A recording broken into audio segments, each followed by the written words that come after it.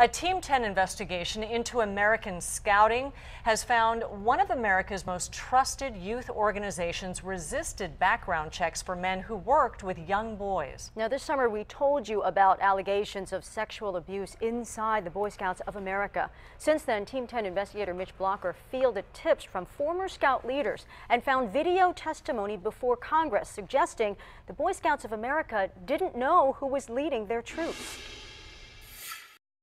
The Boy Scouts of America never wanted their list full of alleged abusers revealed. Did the Boy Scouts of America help you in any way? Did they alert you that this was happening?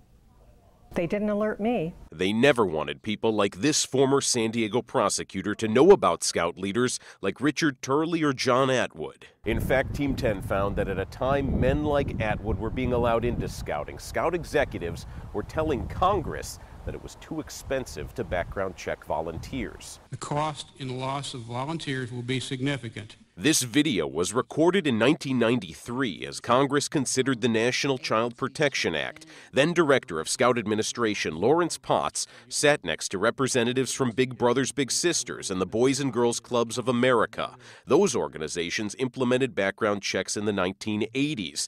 At the time, Potts explained that wasn't affordable for the Scouts. Experts have indicated that criminal background checks identify in advance nothing more than a small minority of those who are predisposed to molest a child.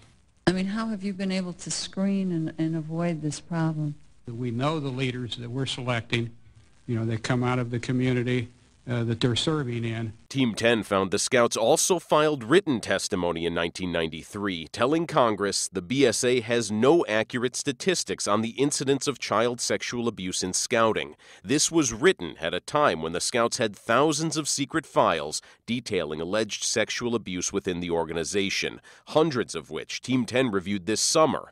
Team 10 asked the Scouts' national spokesman about the 1993 testimony. In a statement, he said, "Since this testimony, the BSA has significantly changed its youth protection practices. Today, the BSA requires background checks, comprehensive training programs for volunteers, and mandates reporting to authorities of even suspected abuse." With Team 10, I'm investigator Mitch Blocker.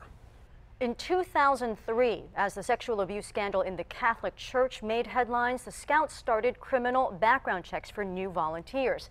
Now, the Scouts insist there are far fewer sexual abuse cases in its organization than in the public at large.